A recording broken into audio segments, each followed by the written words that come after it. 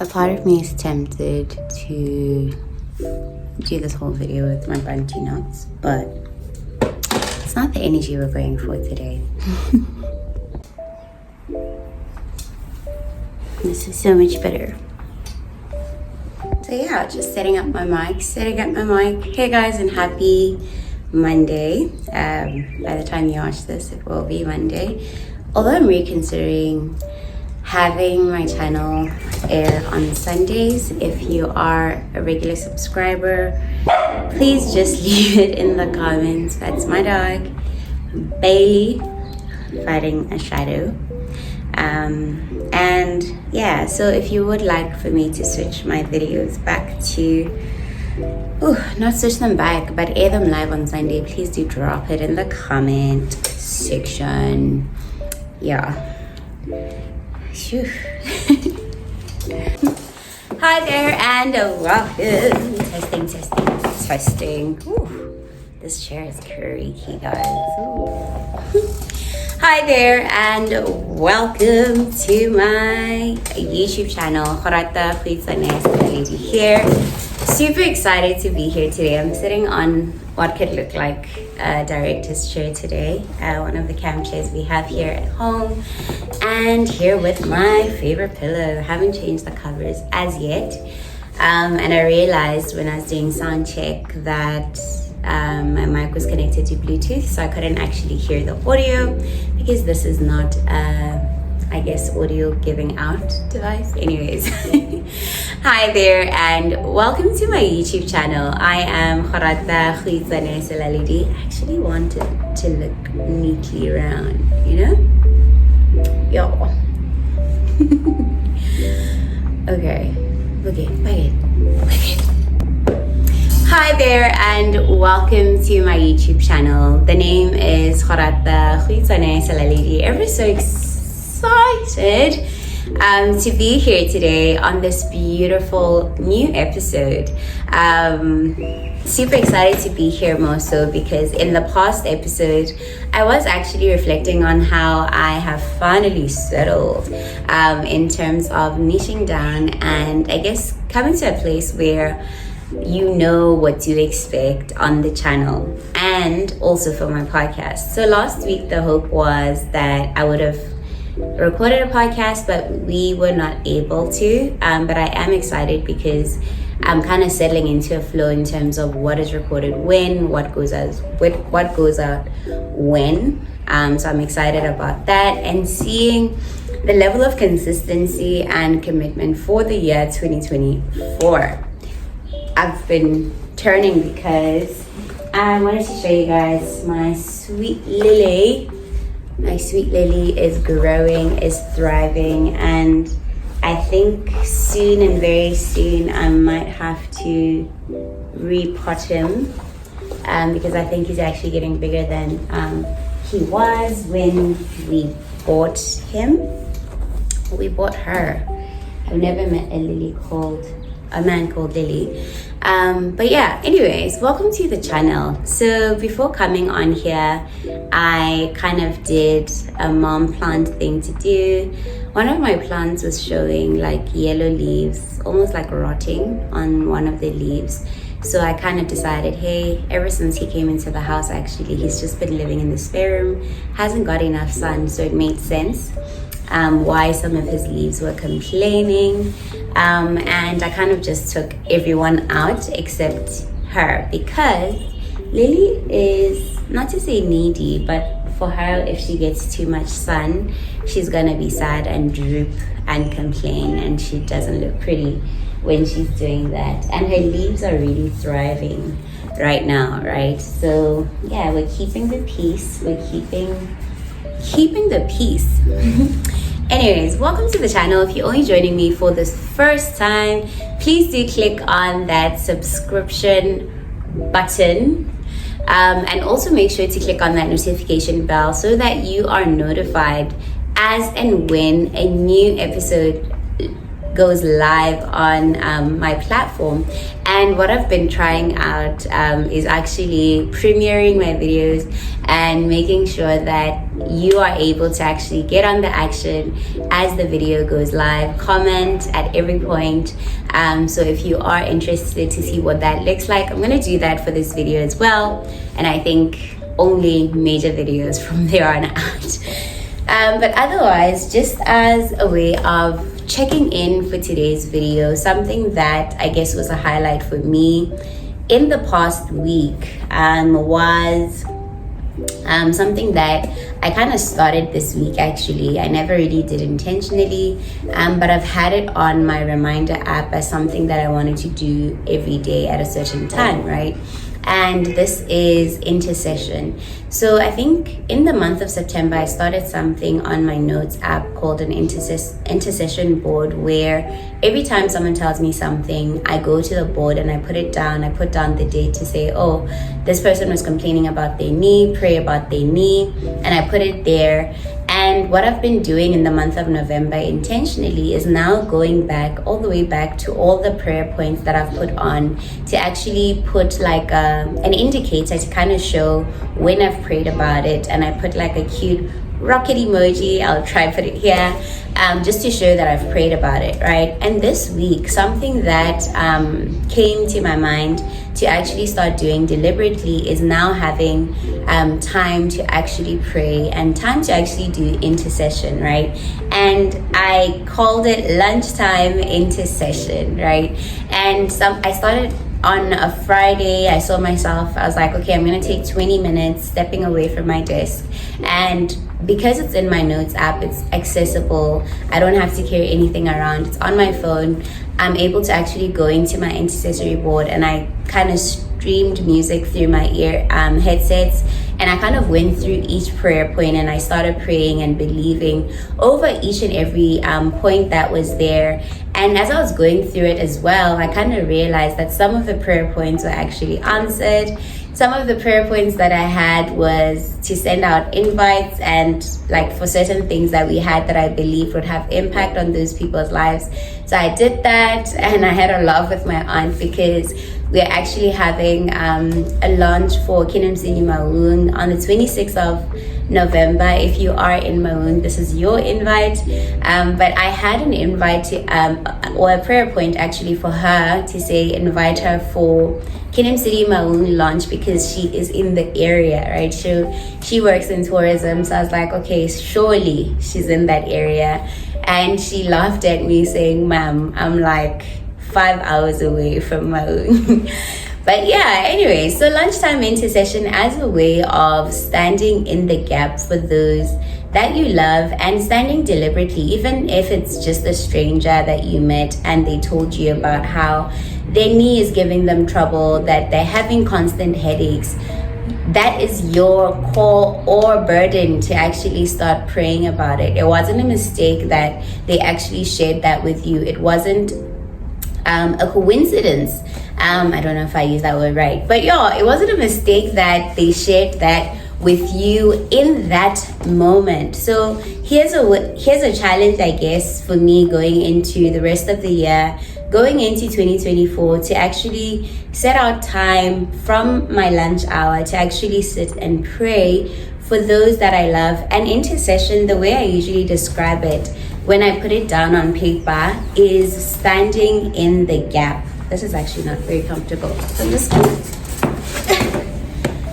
it's not bad, but you know, it's not good. Yeah, so I'll shift as and when my knees get tired. But yeah, intercession as a way of standing in the gap for the people that you love. So that's something that I think is a new thing that has come out of the month of November that I'm going to be carrying into the rest of the year. So in today's episode, that was my check-in. If you're only joining me for the first time, it's part of the flow on the platform, and I hope you take time to also kind of just check in for yourself, think about the habits that you kind of adopted in the past week, what worked, what didn't work. And oh, by the way, I went to gym once in the past week, and I think that's a highlight. I'm very proud of myself because it was in the morning, and this girl has been struggling. It has been a struggle. So yeah, check in. But as a way of laying foundation for today's episode, today we are going to be unpacking prayer as a sweet inheritance. So I've decided to title today's episode The Sweet. I actually have to, let me just make it a sweet, right? A sweet inheritance in prayer. I paused there because it was the sweet inheritance of prayer, and it wasn't going to be grammatically correct if I kept that off. So a sweet inheritance in prayer, what I wish I knew at 18. And today I am going to be sharing, I guess, a bit of story time in terms of something that I lived through at the time when I was 18. And it's just a thing of now looking back to say at 29, a whole decade later, what am I learning, or what am I taking from it? And what lessons can I actually take and feed into my prayer posture, I guess, or feed into how I stand in prayer for myself in the different seasons of my life. So I guess the story there that I wanted to share, and I think I'll break up the video in parts. I'm just gonna write, and I wanted to do this last time. I actually wrote down the timestamp, but I actually didn't do it. So yeah, but I'm gonna try. So I've titled the story Scholarship Season. So when I finished Form 5, I did very well. Not as well as I would have hoped. I think I got, how many stars? I got 3 A stars. I got a couple of A's, a B and a C. I'm not sure how many A's. I can't remember very well. And what that meant was, one, I can't actually apply for the Top Achievers Scholarship, right, which is a program that is run in the country for if you've gotten 4 A stars and above. And then secondly, I guess what that meant was, okay, what now? So I got into, I guess, a rhythm of hunting and looking for scholarships at the time. And I remember my aunt made me aware of a scholarship called the United World Colleges, which is like a program that sends you to go do your international baccalaureate. And from there on, you're kind of on track in terms of going to study at an Ivy League university, right? And I'm just thinking about the lighting. I hope it'll look proper when I edit this, because it kind of feels it's giving a bit of a dark energy. But yeah, so where was I? IB, right? So you'd get an opportunity to go study your international baccalaureate, and from there on you'd obviously get an opportunity to study at an Ivy League university. And I know that because they would then, I guess at the time when you complete your IB, different universities are invited to actually engage with you. You ask your questions, you apply. So it's like you have like 10 steps advantage in terms of being able to apply for these schools because they're right there, right? So so this girl at the time then decides to start on the process, right? So I applied, I wrote my motivation letter, and I remember I went to the National Library here in Gaborone. I went there, sat down, it's very quiet, very serene, wrote my motivation letter as to why I deserve to get into the program. And I got feedback, and I made it to the next step, I guess, in terms of making it to the interview stage. And I remember, I guess, just to share, since this is a bit of a story time, the day of the interview, I remember, I'm not sure if I woke up late. No, I was actually on time. So I was on time, but I took combis on the way to where the interview was happening, which was at Falcon Crest at the time. So what was supposed to happen, I guess, was to take a combi that goes straight so that I drop off by the stop opposite Falcon Crest. But no, this girl got on a combi that actually turns off and goes to, I guess, almost direction of Diagonal Firm. So there's nothing until you actually get so far away from Falcon Crest. So I panic, As soon as the combi turns, I panic. And by the way, I haven't been in Gabs for a while because I schooled in Pique. So it's like I haven't been using combis like that. So it's like I should have known better to actually ask and be sure before getting on that combi. Anyways, the combi drops me off and this girl starts booking out. Like I start running for my life. Imagine that scene of Will Smith on The Pursuit of Happiness. Like him running to go get that other thing that he was selling when that man stole it. Running. I think in that moment, if I documented my life in a movie, I would have called that chapter of my life running, because I was literally running for my life, right? So as I'm running. Funny enough, on the way, I passed this other lady. I greet her. I'm like, hi. This is me still. And then when we get into the interview, one of the panelists is actually the woman who caught me running like Usain Bolt, making my way to the interview. Funny, but maybe that's what gave me faith to actually make it to, I guess, the top few that actually got selected for the program. So yeah, so I go through the interview process. It was a full day thing. I remember we did debates, and one of the debates I remember we were given a topic around the Titanic, to say if you were to decide who gets saved, who would get saved, and we kind of debated it around that, etc. But the whole experience was exciting for me personally, because I kind of had this strong belief that I was going to make it if I put my best foot forward, right? And I know that from the interview itself, I actually passed, but I didn't actually get the scholarship until I think now I'd gone back to Pique. I'm getting ready, like I'm preparing myself mentally to now come back to Gabs, to come, I guess, take up one of the universities that I was accepted into. And they called me, I think around July, to say, hey ma'am, we've gotten you a spot at Norway. This will be a partial scholarship and not a full scholarship. Like if at all you would have made it into, I guess, the first batch of people that were selected. And they're like, it's going to be a partial scholarship in that they're going to cover all the fees and I have to cover, I guess, my transport costs to get there. That was it. So I get excited. I tell my mom, all of that happens.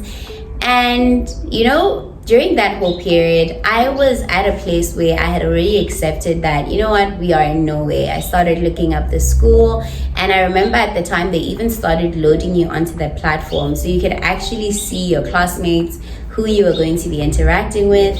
And I had already decided that, when I get there, the key thing that I'm going to actually focus on doing is music. And I think that's kind of why even when I got to the University of Botswana, I kind of incorporated it into my own life in my own way, in terms of learning guitar, and now currently looking into next year, focusing on learning keyboard fully and honoring that part of myself, right? So this girl is excited. July, I think beginning of July, so we have to get ready, we have to prepare to leave. And then at the final meeting for, I guess, finalizing all of this, I had to actually go with my dad. And if I was to tell you how blindsided this girl was, but long story short, not to get into detail about what happened there, I wasn't able to actually take up the scholarship because of, I guess, the decisions that were made for the young girl at 18. And I was crushed. Like I was broken. And if I was to tell you, I guess, the level of resentment that I held towards the decision and the decision makers, towards everyone who directly contributed and indirectly contributed by not saying anything, by actually saying something that was counter what I wanted. And I think even now looking back, I'm like, at 18, I just felt I wish I could have been at a place where I could speak up for myself more and actually express what it is I want in that moment, and allow for the people in my life to actually make decisions that honor where I was and where I wanted to go, right? And there's a saying that just popped up into my mind to say denial is what? Delay is not denial. But for me in my head right now, it actually came up as delay as a redirection, right? Yeah, because I think looking back now, it's a thing of the first, I think having to swallow that pill, the first few months of now me going to the University of Botswana, a month after losing something so massive, meant a lot of depression. And I know that I lost a lot of weight, and I think the weight stayed off all of the 4 years of my university studies, but also having to navigate, I guess, the depression that came with losing out on such an opportunity. And I use these semicolons to say opportunity, because it's just a thing, it's just a matter of perspective, right? Because what I realized is that even now, having had lost out on that opportunity, the unshakable optimist in me kind of rose up and was like, Gorata, look, you didn't make it into this opportunity, but first, yeah, you have an opportunity to actually set yourself apart and actually position yourself as a global candidate in how you show up in class, in how you perform at an individual level. And I remember that I performed so much. I think I performed so good in first year that I actually won an award for, I guess, the top 2 first year students in the program that I was in, right? And I'd say that it's just a thing of, in that disappointment, I kind of had to find a way to pick myself up.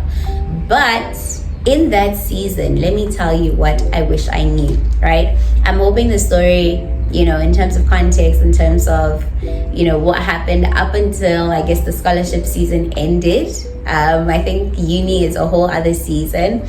And I guess I'll do an episode where I share, I guess, the story of my uni from first year to third year to fourth year, because I think even in uni, there were like highs and lows that kind of rocked me so wildly. And I even realized that in both seasons, I wish I knew these things, and I wish I actually knew the power that actually lived in me praying, the power that lived in the Word of God, the power that lived in me declaring certain things over myself, right?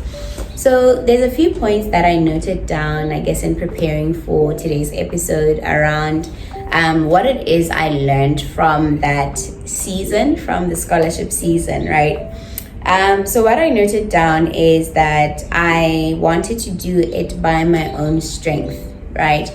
And I was 18, very young, and coming out of a time where I was very quiet, very reserved, couldn't really speak up for myself, and expecting myself at 18 or at that time to actually do that, it was a very impossible ask to actually do on my own strength. But when I look back now, I realize, had I actually pressed in and gotten to a place where I relinquish that moment over to God and hand it over to God, and I think looking back now, it's just a matter of the relationship or the level of intimacy that I had at the time versus where I am now was like at 2 polar opposite ends. And I don't actually believe that I could have actually been able to realize that I can actually, I'm saying actually too much, I can rely on God. I think that's my filler word, and I've been using another word, but I'll find it, right?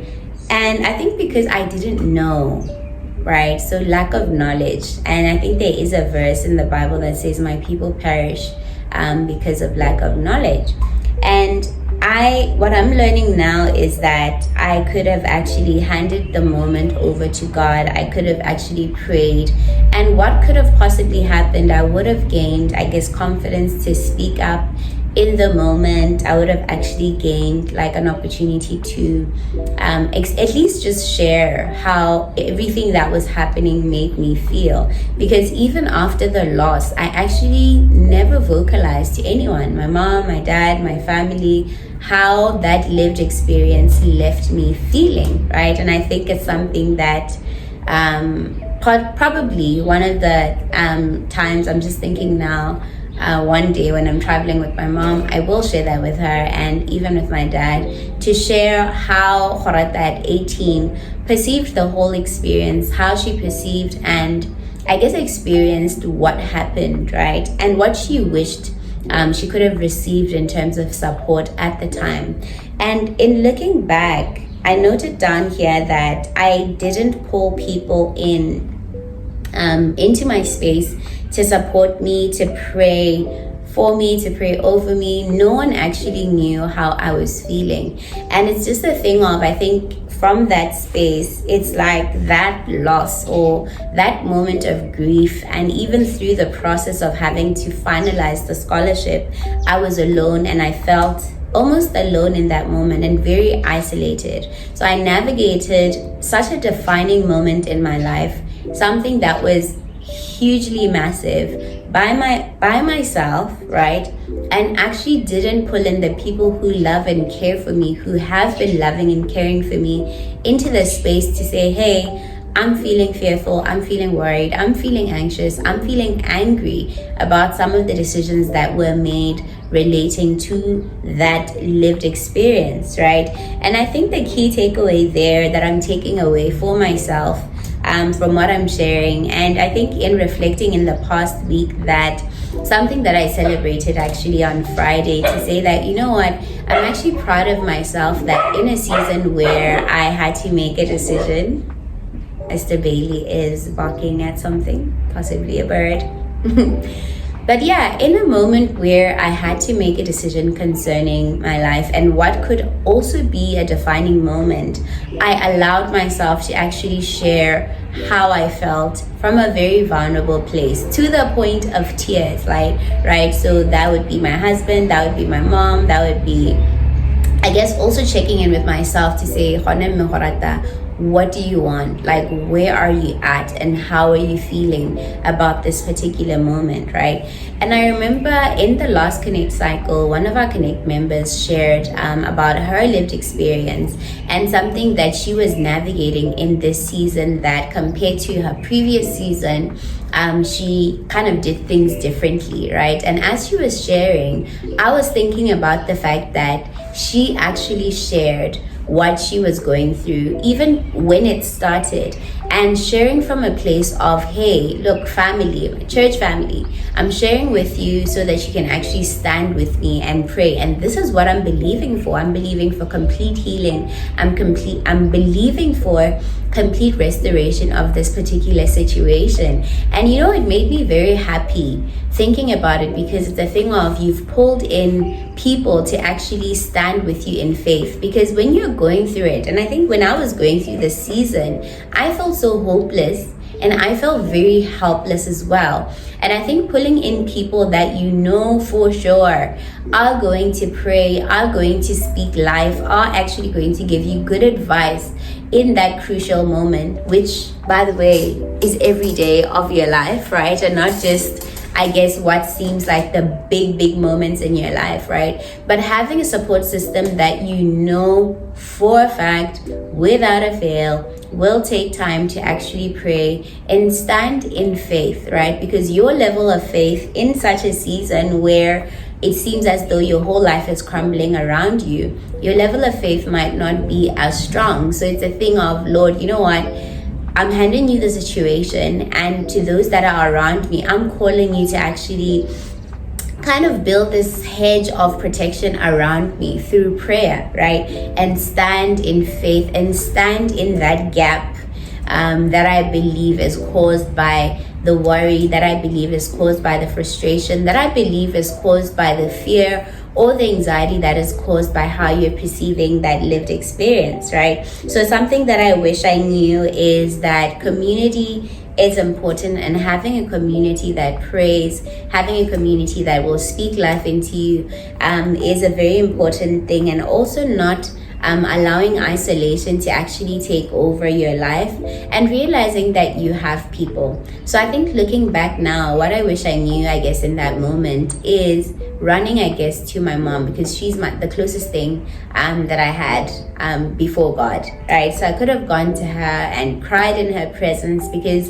what I would do is literally I would cry on my own. I would cry in my room, I would cry at night, I would cry in the morning, just at how broken I was in having had lost that opportunity. Even as I was seeing it unfold, right? I could have ran to her and shared from a very honest place, instead of bottling it up and holding resentment and assuming that they knew how I felt, right? And I think what could have happened there it would have called for her to actually now stand up for me, because I was at a place of weakness. And as you go to someone who loves you, I think the key response is always that they will stand and figure out a way to actually support you, because they can actually see that, you know what, Gorata right now is actually at a point of weakness. So let me actually stand for her. Let me actually speak life into her. Let me actually give her wisdom that possibly in this guise of fear that is over her eyes, she won't actually be able to share, or she won't actually be able to stand up for herself from a place of confidence and from a place that is constructive and informed by like proper information and not just my emotions, right? So community and running very fast. As soon as you find yourself alone, not covered by community, not covered by family, running back to the people that you love. And it's a thing of truly and surely, if they do love you, they will respond in such a way that at the end of it all, you will still feel validated, you will still feel loved, you will still feel covered, right? And the last thing that I noted as I think something that happened during that season is that I guess I wrote giving up.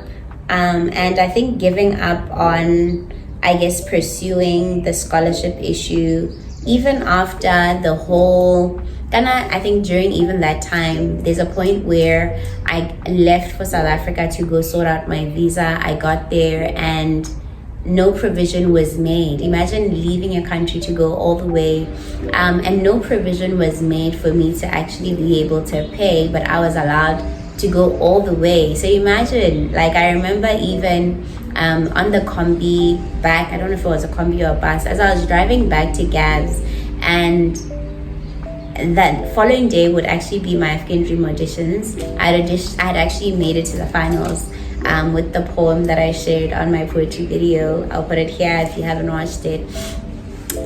So on the bus ride back, I'm actually crying, and it was at nighttime.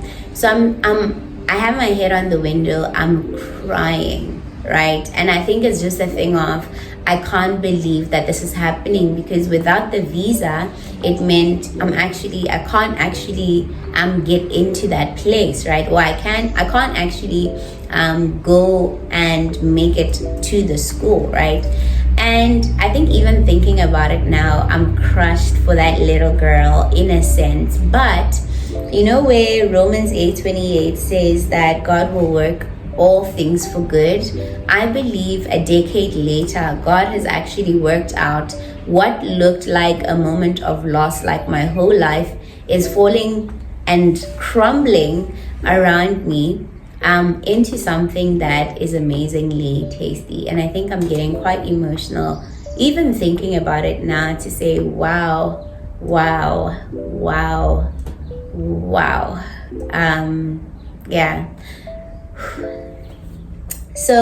Yeah. So I noted down, but looking back at how God worked it out for my good, but looking back at how God worked it all out for my good.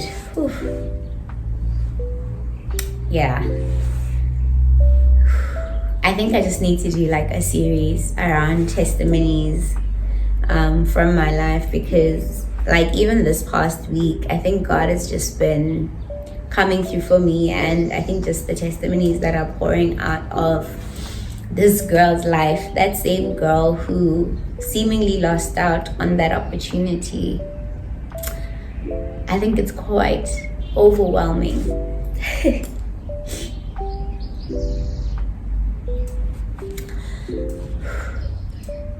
It's quite overwhelming.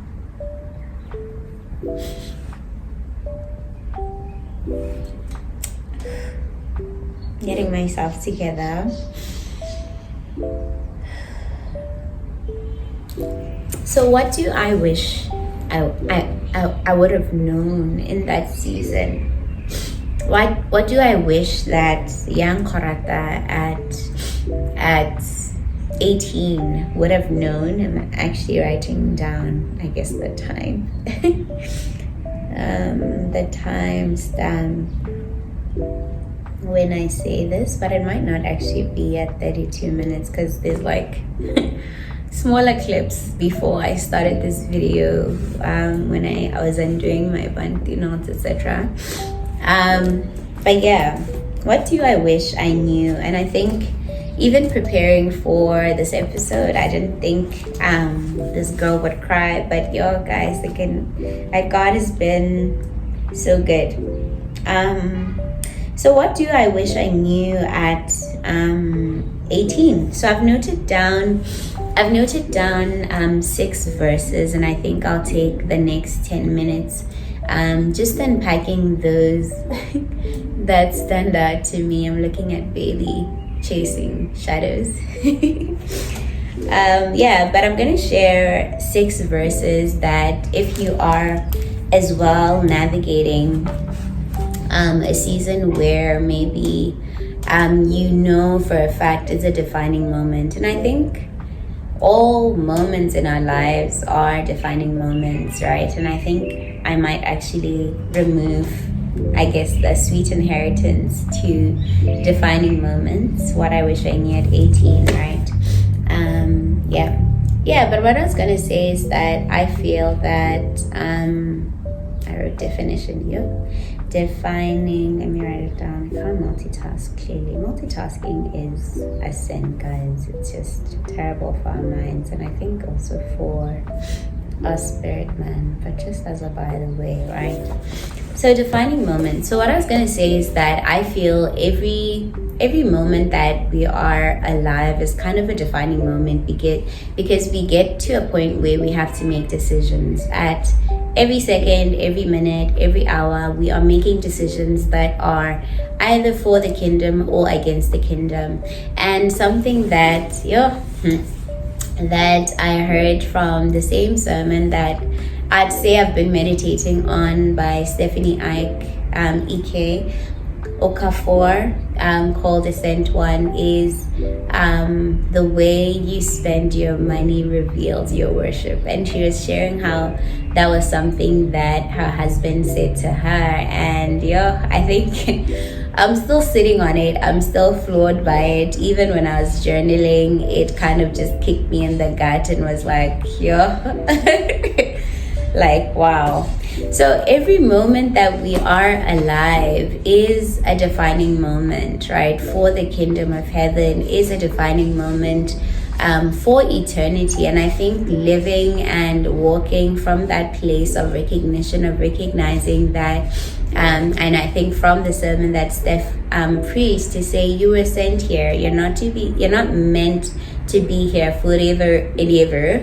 The goal is eternity. The goal is going back, I guess, to the Father who created you in spirit. And it's just a matter of now never forgetting. And I think the covenant lives exactly there.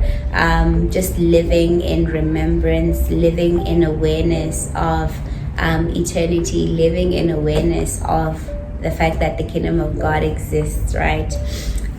So what verses the verses that I wanted to share are actually on a page in my Bible at the back, where it talks about prayer, and the other one is prosperity, right? And I think the prosperity verses actually settle in very well, because at 18, when you lose something like that, you then connect it to the fact that, one, you're not gonna I guess be able to live the life that you've envision for yourself, in terms of building wealth, in terms of being the powerhouse that you imagined yourself to be, and I think that was me speaking for me in this case, to say going to Norway and everything that was connected to it, for me kind of felt like that was my life, right? And losing that kind of came with, I like the posture. So losing that for me kind of meant that I am actually losing everything. And in reading, I think, today's verses, it's just a reminder that was a lie, right? And looking back looking back in the past 10 years, I can actually literally point to all the moments where I am seeing the hand of God in my life. And I think the clouds have probably hidden the sun because the lighting has changed, but it's not a problem, right? So I think I'm just gonna share them, and I hope you will be able to write them down for yourself. I am going to personally be meditating on them, and I think from a place of gratitude as well, because looking back to that little girl who is crying in the combi, coming back to the city, realizing it's over for you, you're not leaving the country, looking back and realizing that it actually turned out so much better than I would have even imagined in that bus ride, in my moment of hurt, if I was to put it as such, right? Yeah, so the first verse under the prayer side, like I'm discovering something new about my Bible every day, and this was gifted to me by my best friend, Geketso. Grateful for it. And I just want to share, I guess, the first verse, not to ramble too much. If you're only joining me for the first time, I am a certified rambler and I have a PhD in rambling. But yeah, so the first one is Matthew 6 verse 6. It says, "But thou, when thou prayest, enter into thy closet, and when thou hast shut thy door, pray to thy Father which is in secret, and thy Father which seeth in secret shall reward thee openly." Right? Every time I read the word reward, I think about Genesis 15 verse 1, because I think in the season that I am in right now, it's a thing of there's actually nothing that can compare to the fact that God is my exceeding and abundant reward. It's a thing of I've already won. Even before stepping into any moment, I've already received the highest and grandest reward, right? And I can imagine here in this case, if I was to interpret Matthew 6 verse 6 to say, I think with the way the world is set up, we want, I guess, for it to be very material. But I heard this other pastor last week who was talking about how, I guess, the highest form of success actually is peace, right? And I can imagine in this case, in getting into a space where you allow yourself to actually take everything to God in prayer in your secret time, whatever it is, if you're struggling with worry, taking that to Him in the open. When people see you, they won't see that worry. God's reward in this case will be a peace that surpasses all understanding, right? And I think it's just a challenge then to say, how often do you actually make time for quiet time or time for secret prayer, right? And those are the best times, because I'd usually look at my prayer points, and in my moments of quiet I actually realize, oh, this prayer point should have looked like this. And on Thursday, I actually have a testimony there. There was one prayer point I had where I was praying for my husband's sleep, and on that particular day he was actually on leave, and the hope was for him to actually rest. And when he picked me up from work, he actually shared that he slept the whole day. And I was just thinking about it, it's like, oh, ain't God good? Like, look at that. Like, I had put the prayer point that particular way, and it's a thing of, at the heart of it, I was actually praying for rest for him, and he got exactly that, 10 times over any amount of, I guess, rest you would get from sleeping throughout the night, right? The second one, and I'm just gonna share quickly, just being mindful of time, but I think in terms of reflecting and unpacking, I hope that you will take them with you into your secret quiet time to actually reflect, and I guess think about moments of your life as well where you may have felt as though your life was crumbling or nothing was actually going to work out. And if you maybe are feeling like you're going through that now, taking these verses for yourself to declare them over yourself, and especially the last one. So stick around. So John 15 verse 5, it says, "If you abide in me and my words abide in you, you shall ask what you will, and it shall be done unto you." And I think just going back, I guess, to the key thing here is these are the verses that I wish I knew at 18, right? And abiding means staying. It's like your mind is stayed on Christ, your heart is stayed on Christ, your focus is stayed on God, right? And what that does, I think, what I've seen it do for me in 2023 is restoring a new kind of confidence and a new hope, right? So instead of being hopeless in a situation where something is snatched away, you have hope that God can actually restore that times 10, times 100, times 1,000. He's able, and he actually thrives in those moments. He lives for those moments, right? So here's to abiding, right? And it says, "If you abide in me and my words abide in you," right? And this is the word, I guess, the words that we have practically in the word of God living inside of us and changing us from the inside out, right? And that last verse is what I'm taking with me into the day today. So Jeremiah 33 verse 3 says, "Call unto me and I will answer, and show thee great and mighty things which thou knowest not. Call unto me, and I will answer thee, and show thee great and mighty things which thou knowest not." Right? The sweetness of calling on God is you don't need airtime, you don't need Wi-Fi, you don't need data. I remember this year, sometime in April when I traveled to Kenya, there was just something happening with my phones. Both died. One I left in the country, and the one I took with me to Kenya died. And I remember how the lesson from that whole debacle was I actually don't need this device to connect to God, which is the sweetest assurance that you can ever rest on. Because wherever you go, on that terrible bus ride, he's right there. He was right there looking at those tears, right? And Isaiah 65:24, "And it shall come to pass that before they call, I will answer. And while they are yet speaking, I will hear." Like before you even ask, he's so ahead of you. He's like, I knew you would come to me and you would call unto me and you will come and speak to me.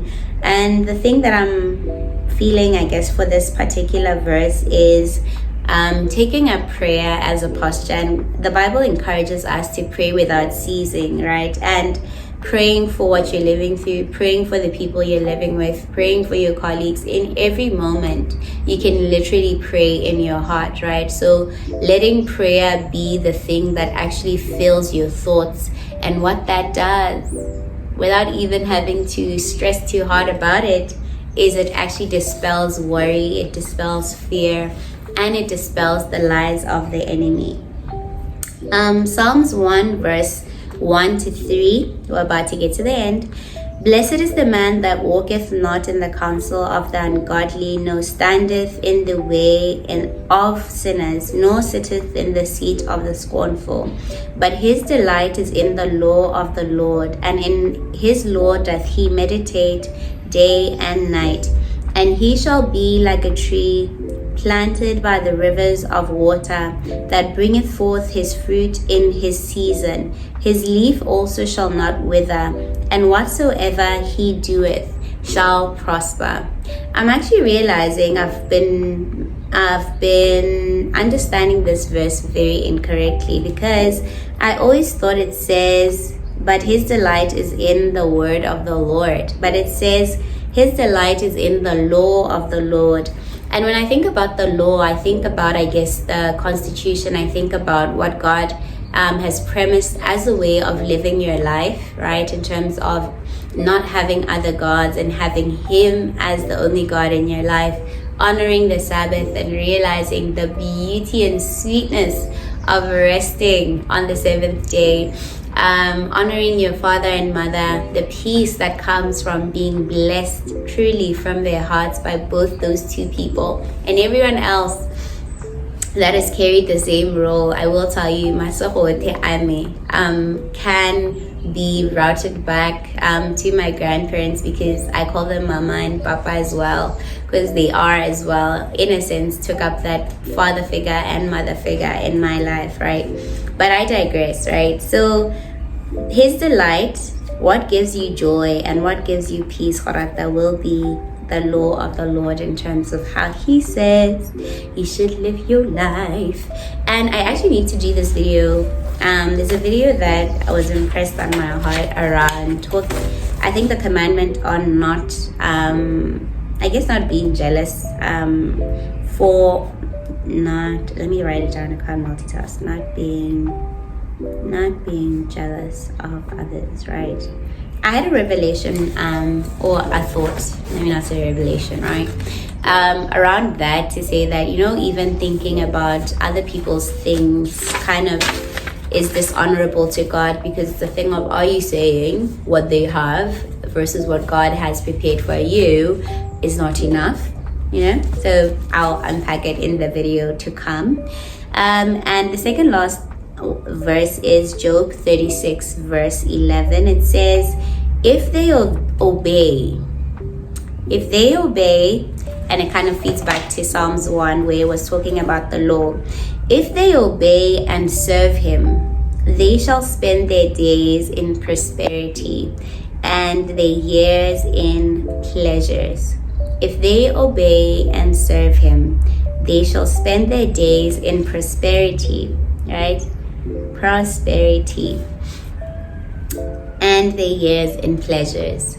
And I think I'm challenging myself now to get to a place where I redefine prosperity from the lens of God, and kind of clean the slate from any thoughts that I may have had in terms of what it means to be prosperous while you are still in the land of the living, right? And the last verse, the sweetest verse, is 2 Corinthians 9 verse 8. It says, God is able to make all grace is unmerited favor. God is able to make all grace abound toward you, right? All unmerited favor to run and chase and come directly, not from behind, toward you, that ye, always having all sufficiency in all things, may abound to every good work. That you are covered, right?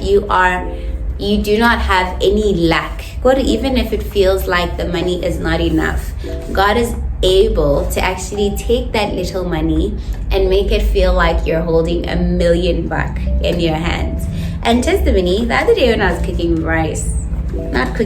when I was dishing the rice, I was thinking about how the food that we bought that past month actually kind of lasted past the expected.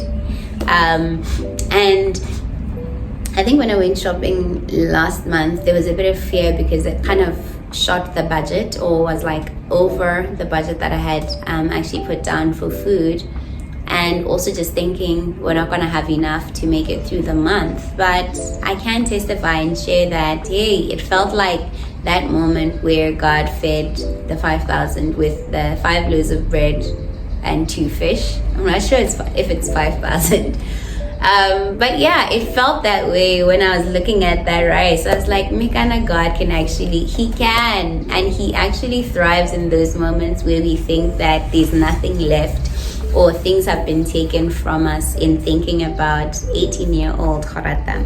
So as a way of checking out or closing this episode, what I noted down is we get shocked when God answers our little prayers, right? And in moments where we cry, I think our hearts actually pray the most sincere prayers.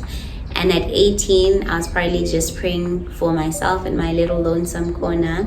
But God heard each and every one of my prayers, right? So the challenge is having faith for miracles in those moments.